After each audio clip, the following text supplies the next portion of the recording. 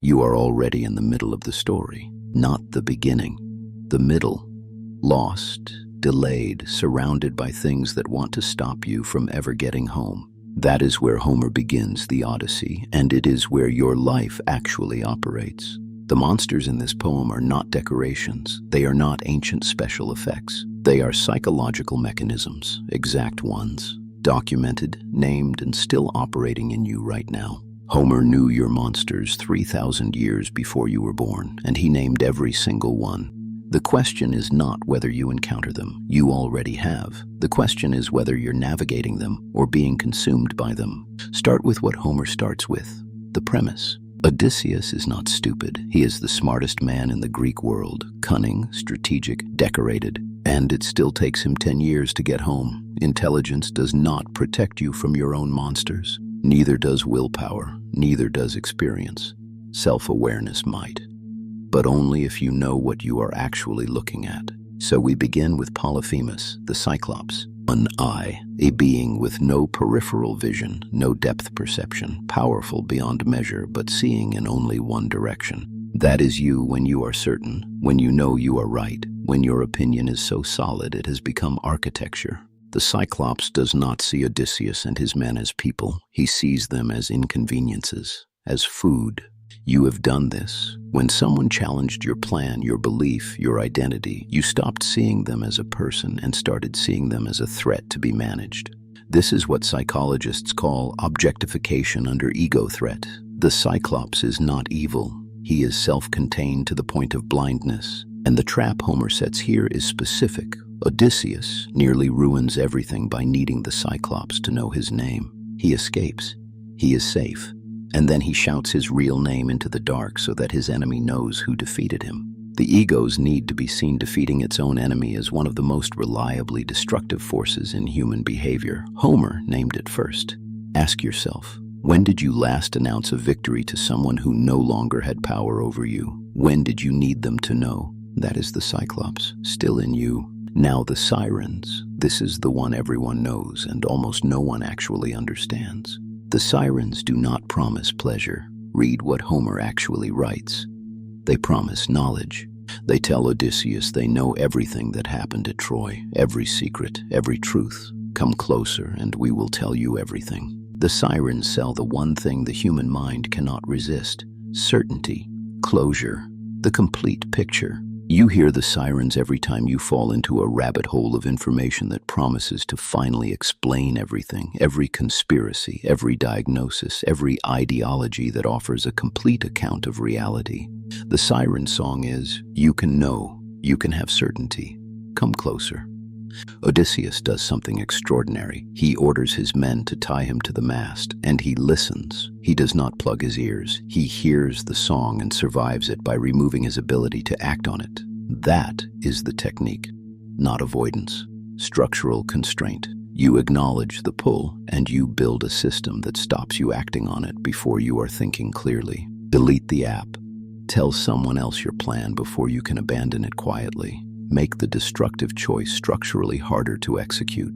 Odysseus does not become a stronger person, he becomes a better designed one. The Sirens still sing. Your information environment is singing right now. The question is where your mast is. Now we meet Circe, and this is where it becomes deeply uncomfortable. Circe turns men into pigs, not through force, through comfort, through hospitality so perfect that they forget who they are. They ate, they rested, they stopped pushing, and then they were no longer men. The Circe mechanism is the destruction of the self through comfort, not suffering, comfort. You know this one. The relationship that is almost good enough so you stop building the life you actually want.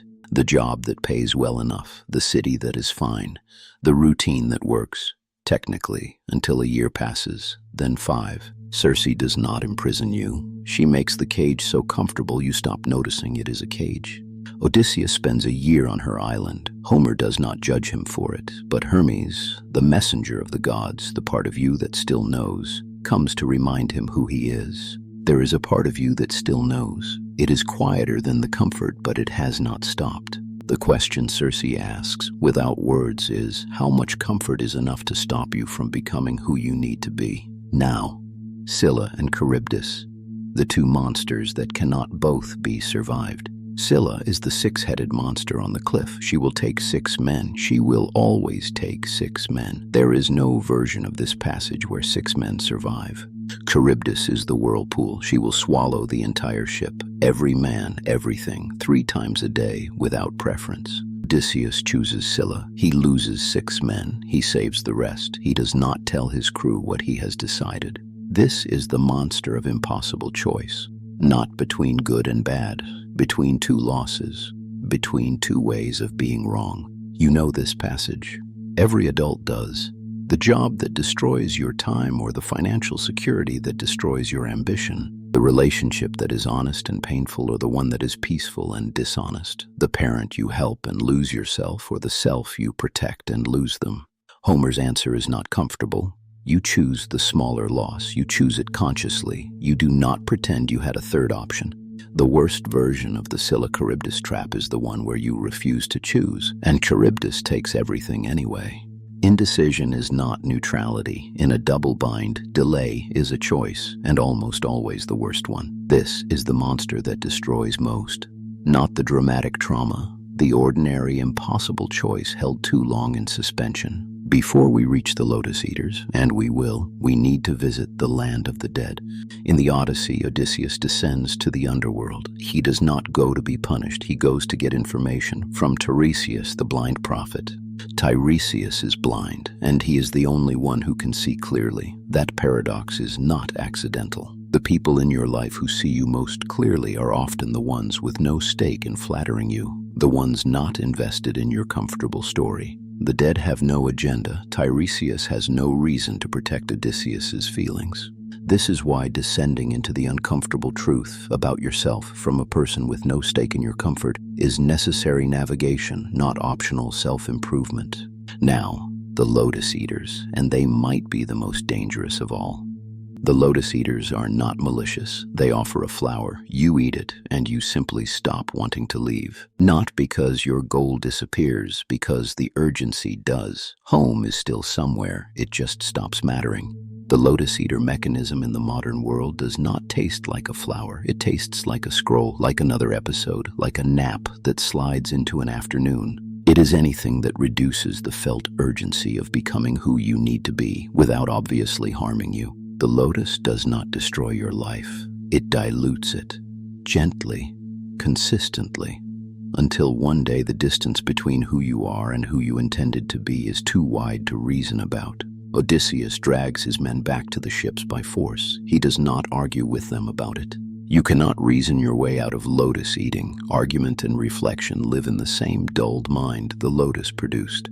You need the same thing Odysseus's crew needed: external structure, a deadline, a commitment made to someone else, something that moves regardless of how you feel. That is the Homeric prescription. When the lotus has you, don't think your way out. Move your way out. Change the environment. Start the motion. There is one more creature worth sitting with: Poseidon. Not a monster in the classical sense, a god who hates Odysseus for 10 years. Poseidon's grudge is specific. Odysseus blinded his son, the Cyclops, and then shouted his name. The universe does not randomize its resistance. The obstacle that has followed you longest almost always leads back to a moment when you prioritized your ego over your exit. The relationship that ended when you needed to win the last argument. The career derailed by one act of visible pride at the wrong moment. Poseidon is what keeps happening as a consequence of what you needed to be seen doing. The antidote is not apology. It is not emotional processing. It is getting back in the boat and sailing in a way that does not require Poseidon to notice you. There is a psychological thread connecting all of these monsters. Every one of them. You may have noticed it. The Cyclops is a failure of perspective. The Sirens are a failure of structural restraint. Circe is a failure of self-return. Scylla Charybdis is a failure of decisive choice. The Lotus Eaters are a failure of urgency. None of them are external threats. Every single one is a failure mode of the navigating mind. Homer did not write a fantasy. He wrote a manual, a map of the traps the human mind builds for itself, and called them gods and monsters so you would not look away.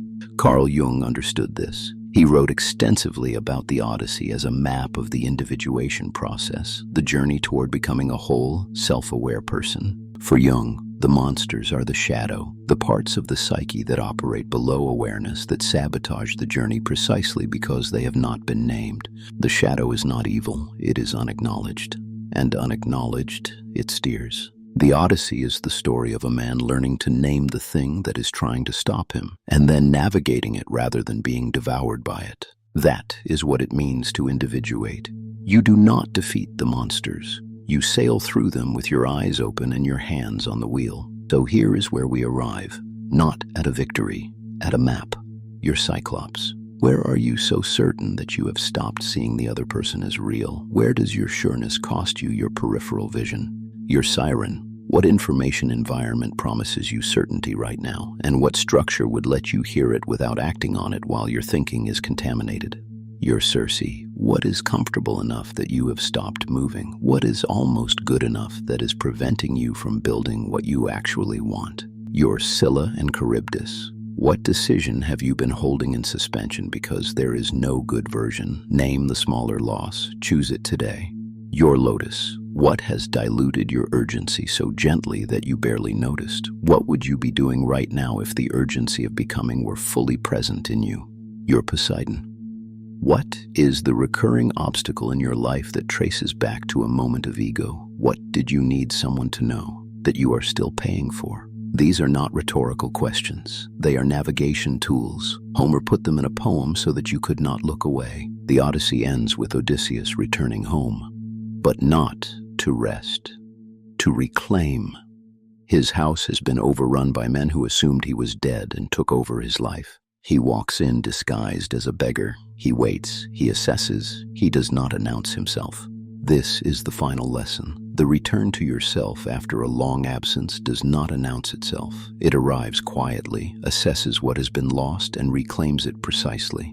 You are Odysseus. You are already in the middle of the story. The monsters are already around you and inside you. The only thing that changes now is whether you name them. Because once you name a monster, once you look at it directly and call it what it is, it loses the power it had when it was just a feeling, a habit, a vague resistance with no face. Homer knew this 3,000 years ago. The story is not about a hero defeating monsters. It is about a man learning, very slowly, at enormous cost, what he is actually navigating and steering, finally, with his eyes open.